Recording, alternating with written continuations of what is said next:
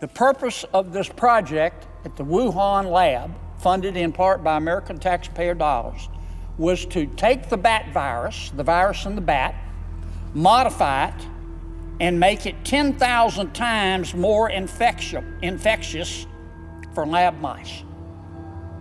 And that's what they did. And many commentators and many news accounts say that what Dr. Daszak, with the money from American taxpayers that he got from Dr. Fauci and Dr. Collins, what they were doing was conducting gain-of-function research. For years, massive questions have swirled around the origins of COVID-19, the true nature of gain-of-function research, and where American taxpayer dollars were actually going. Today, we are diving deep into Senator Kennedy's explosive floor speech, breaking down the facts you need to know about the Wuhan lab, EcoHealth Alliance, and the official government actions finally taking place. Let's get right into it. I want to talk briefly on another topic. Martin King famously said that the arc of the moral universe is long, but it bends toward justice. Smart man, he was right. And if you believe in the fundamental goodness of humans, I'm not saying there's not some evil in all of us, but the fundamental goodness of humans, and you know he was right. The arc of the moral universe is long, but it bends toward justice. This month, we finally got justice with respect to one of the individuals and one of the companies that, in my opinion, helped cause the coronavirus. Now, let me explain what I mean. I'm talking about a gentleman by the name of Dr. Peter Daszak. We've all heard that name. The name of his company is EcoHealth. COVID, as we know, killed 20 million people across the world. It caused $25 trillion of damage across the planet Earth. Where did COVID come from? COVID, of course, coronavirus is a virus. That's why we call it the coronavirus. It had to come from one or two places. First, it could have occurred naturally. It started in a bat, we know. Our scientists tell us that. And then viruses, which are very aggressive and very interested in self-survival, the virus jumped from another animal into another animal, which was consumed by a human being, and that's how the coronavirus became a human virus. Occurs naturally, jumps from one animal to another. But there's another way the coronavirus could have happened. It could have been engineered. We know that the FBI, and we know that the Department of Energy, and we know that the CIA, and we know that the Germany's top intelligence service all think that the coronavirus was engineered. What do I mean by engineering a virus? That means they think that someone took that virus that came from a bat and genetically altered it so that it would expose humans to the disease that the bats would get. That's coronavirus, and that's what happened. And many of our intelligence agencies think that that's how the coronavirus started. And they think it started in the Wuhan Institute of Virology in Wuhan, Canada, where the first folks who got ill first appeared. What does this have to do with Mr. Daszak, Dr. Daszak? The Wuhan Institute of Virology, the Chinese company, or the Chinese lab that was conducting this research, on engineering the virus was funded in part with American taxpayer dollars. It was funded in part by Dr. Peter Daszak and his company, EcoHealth. Dr. Daszak was good friends and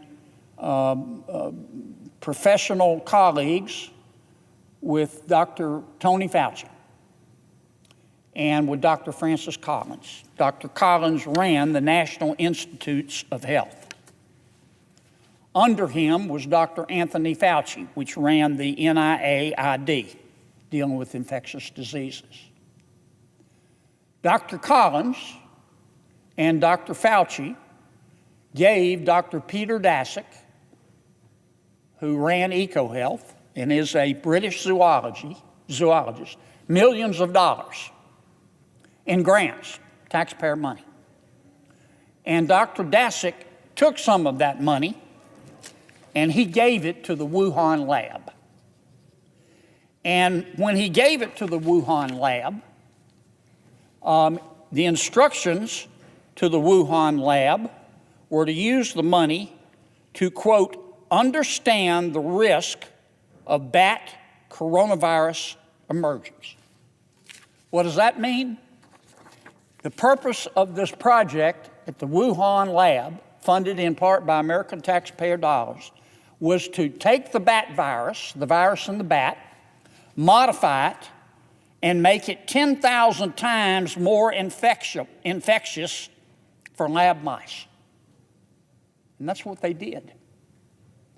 And many commentators and many news accounts say that what Dr. Daszak, with the money from American taxpayers that he got from Dr. Fauci and Dr. Collins, what they were doing was conducting gain-of-function research. You've heard that term. Gain-of-function research just means taking, in this context, an animal virus, a bat virus, altering it genetically so it'll jump into a human. Pretty dangerous stuff. Now, Dr. Fauci has said that didn't happen. Dr. Collins says that didn't happen, and Dr. Daszak says that didn't happen. But everybody else says it did. The FBI says it did. The CIA says it did. The top spy agency in Germany says it did. The Department of Energy says it did. So what happened? What happened? Well, we do know that the first two people that we know of in the world who got the coronavirus, the first two humans, were not people in the city of Wuhan. They were workers in the Wuhan lab. Remember, the coronavirus supposedly hit, January, February? These two people working in the lab got it in November. We also know that when the virus became really contagious, other than these two people who were working in the Wuhan lab, it became contagious in Wuhan, China, a few miles away from the Wuhan lab. Pretty curious. We also know that when word first broke of the coronavirus, Dr. Fauci learned about it. You know who one of the first person he called was? Dr. Peter Daszak, and said, what's going on? We also know that Dr. Daszak was trying to convince the American people and the people of the world that the virus started naturally, that it didn't start from his gain-of-function research. We know that he rounded up a bunch of epidemiologists to write a fake article and start publishing it and others in a lot of scientific, professional scientific magazines to try to convince the world that the bat virus jumped to human beings naturally. We know that. That's all come out.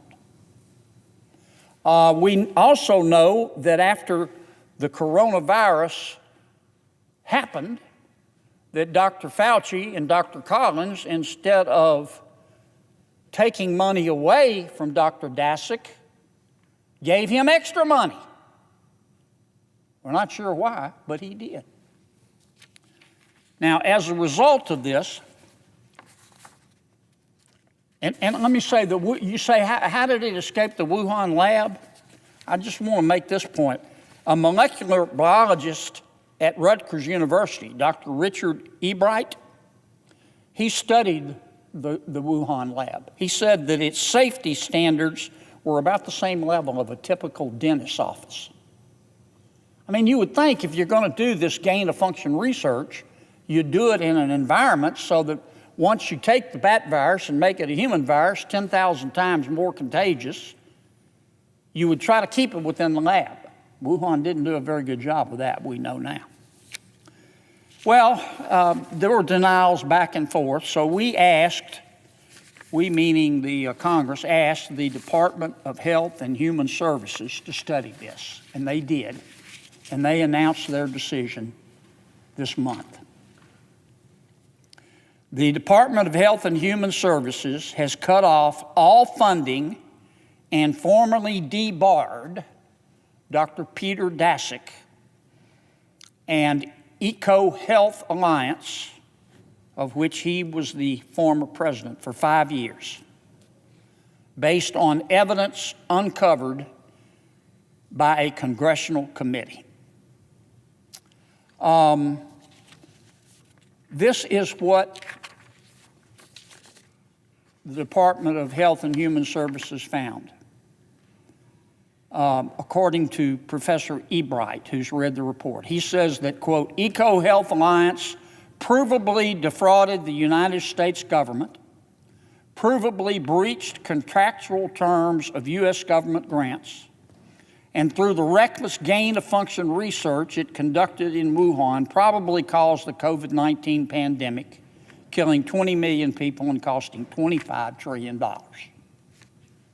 Wow. That's what the professor said. The Department of Health and Human Services, in its official debarment letter of Dr. Daszak and EcoHealth Alliance, said that EcoHealth and Dr. Daszak routinely ignored government oversight requests, failed to report dangerous gain-of-function experiments conducted at the Wuhan Institute of Virology, and produced a required research report 2 years late. It took a while, and some will call this only partial justice. But we now have justice. And at least for 5 years, and I hope forever, Dr. Peter Daszak and any company with which he is affiliated will no longer receive taxpayer dollars from the National Institutes of Health. Because he was doing, according to many people smarter than me and many news reports, he was funding gain of research in Wuhan. And he also was given money by Dr. Fauci and by Dr. Collins to study viruses in Bangladesh, Myanmar, Laos, Vietnam, and other Southeast Asian nations. Pretty scary stuff. Worldwide, he then framed the fundamental question, how did this start? Kennedy contrasted the two primary theories. On one hand, you have natural zoonotic spillover, a virus jumping naturally from bats to an intermediate host and then to humans. On the other hand, you have the lab leak hypothesis, which posits that a naturally occurring bat coronavirus was genetically engineered inside a facility to increase its transmissibility, leading to an accidental release. Now, this isn't just political rhetoric. Kennedy pointed directly to official assessments from top agencies, including the FBI, the CIA, the U.S. Department of Energy, and even German intelligence, which concluded that a laboratory origin was the most likely scenario. So, where does the United States come in? This is where the paper trail becomes critical. Kennedy detailed how federal funding, approved through NIH leadership, made its way to Dr. Peter Daszak and the EcoHealth Alliance. From there, portions of those American taxpayer funds were funneled directly to the Wuhan Institute of Virology. According to Kennedy, the funded research involved modifying bat coronaviruses to dramatically increase their infectivity in humanized mice, meeting the exact definition of gain-of-function research that was supposed to be strictly monitored and regulated. The timeline Kennedy presented raises major red flags. Reports indicate that early suspected COVID-19 cases occurred among Wuhan lab workers as early as late 2019, well before the public outbreak was declared. Even more alarming was the description of the facility's biosafety standards. Citing expert testimony from prominent molecular biologists, Kennedy noted that the biosafety precautions at the Wuhan lab conducting this high-risk viral research were shockingly lax, described as being comparable to the safety standards of a typical dentist's office. Host looks directly at camera. If you're finding this breakdown valuable and want to stay informed on major government oversight stories like this, take a quick second right now to click that subscribe button.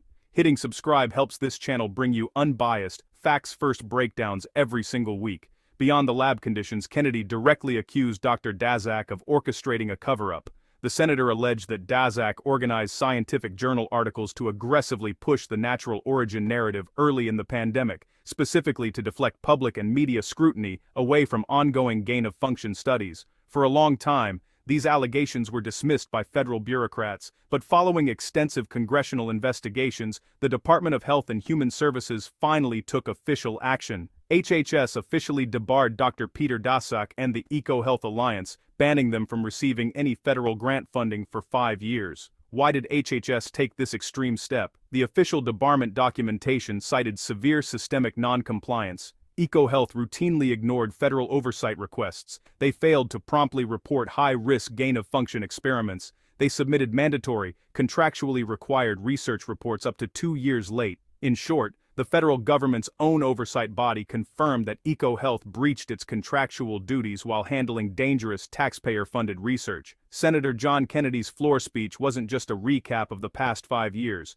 It was a demand for institutional accountability. While a 5-year federal funding ban is a major step, many lawmakers argue that fundamental reforms are still needed to ensure taxpayer money never funds unmonitored gain-of-function experiments ever again. What do you think about Senator Kennedy's points and the HHS decision to cut off EcoHealth's funding? Drop your thoughts in the comments below. I read every single one. If you enjoyed this breakdown, hit that like button, share this video with someone who needs to see it, and make sure to subscribe with notifications turned on so you never miss an update. Thanks for watching, and I'll see you in the next video.